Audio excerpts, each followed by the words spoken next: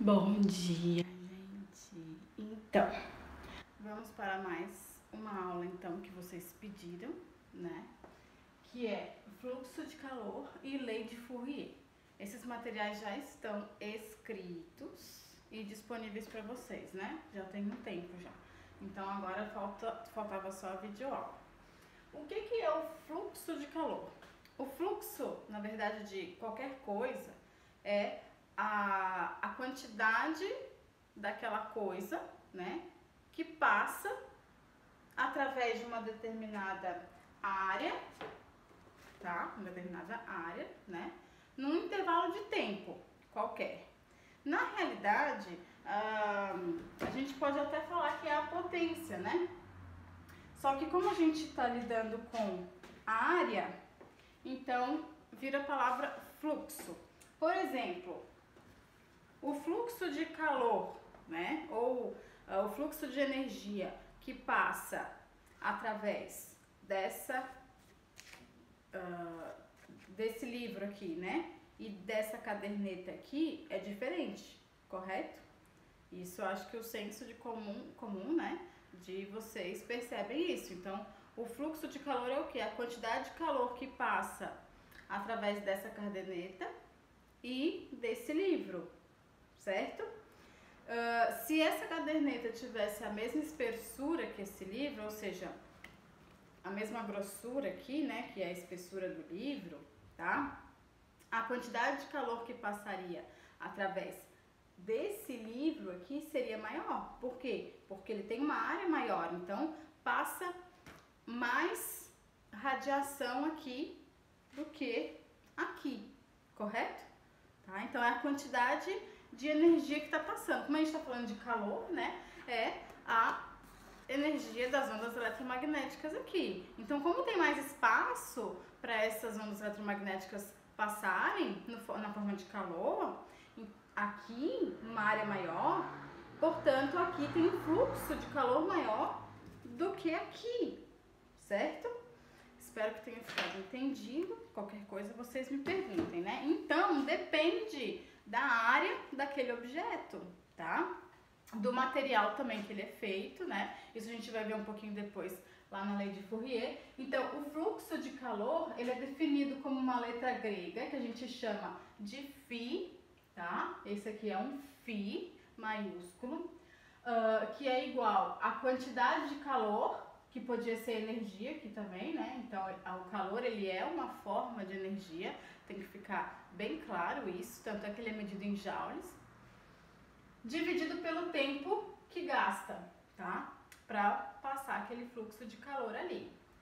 A quantidade de energia, desculpa, que é o calor, tá? E isso me dá o fluxo de calor, certo?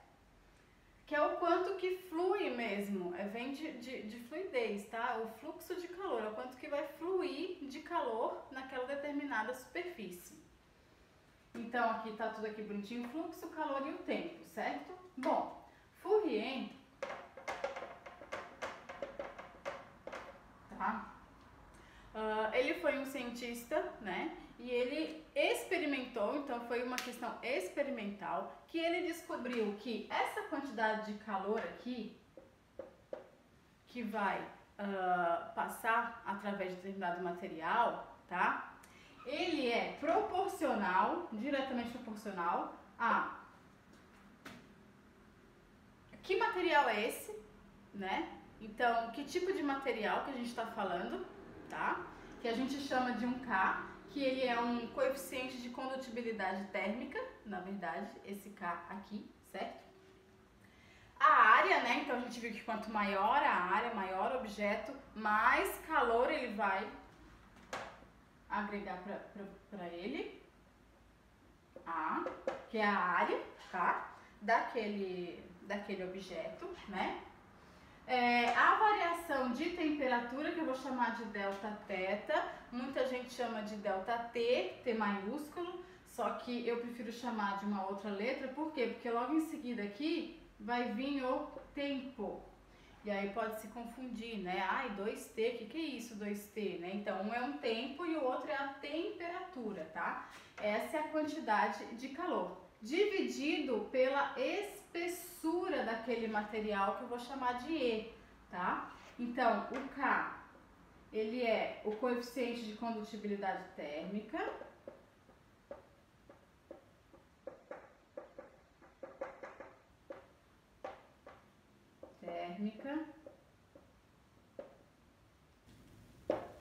Tá? O A é a área. O delta θ, né? A variação de temperatura, que vocês já sabem, que a gente já viu bastante isso. De temperatura. O delta T, o tempo, né? A variação do tempo. E o meu E é a espessura, tá? Daquele material, certo? Então, Fourier, ele descobriu essa equação aqui, tá? Então, que o calor ele é proporcional, diretamente proporcional, né? A esse coeficiente. Então, que material que a gente está falando, tá? E aqui, quanto maior esse coeficiente de condutibilidade térmica, mais condutor ele é, né? Então, aqui eles estão os condutores. Quanto maior esse coeficiente aqui, esse K, tá? Mais calor ele consegue conduzir. Então, quanto maior a gente chama de condutor. Quanto mais baixo esse coeficiente de condutibilidade térmica aqui, mais isolante ele é. Então, ele é um mau condutor. Os mau condutores a gente chama de isolante térmico. Ele é proporcional também à área, né? Diretamente proporcional à área, à variação de temperatura e o tempo. E inversamente proporcional à espessura. Então, quanto mais grosso, mais difícil vai ser para absorver esse calor todo, tá? Que vai ser passado por ele aqui, certo? Bom, então, vamos tentar chegar numa outra equação. Partindo dessa equação de fluxo de calor aqui, tá? Como eu sei que o calor, né, lá da lei de Fourier, eu sei agora que é o K vezes a área, vezes a variação de temperatura, vezes a variação do tempo, dividido pela espessura, certo? Então, esse calor aqui é isso aqui. Portanto, eu vou jogar esse valor aqui.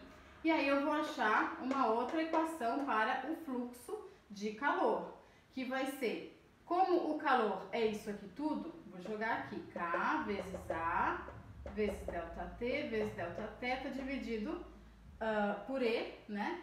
Tudo isso ainda dividido pelo meu tempo aqui. Ficou uma fração dividindo uma outra fração. Aqui embaixo, lembrando que é 1, né? Então, o meu fluxo de calor vai ser... Como que eu divido fração? Mantenho a primeira fração. Então, eu vou copiar a primeira fração, bem bonitinho ali. E multiplico pelo inverso da fração de baixo.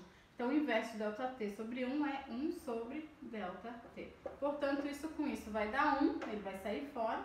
E o fluxo de calor, ele vai ser igual a condutibilidade térmica vezes a área, vezes a variação de temperatura, dividido pela espessura do meu material, tá? É isso aí, beleza? Espero que tenha ficado bem claro aqui, né? Bom, isso tudo é com relação a que tipo de transmissão de calor? A condução térmica, tá? Então, a condução térmica, ó, ela não se dá através de molécula por molécula. Então, quanto mais moléculas eu tiver naquele meio, mais fácil vai ser para acontecer a condução, né?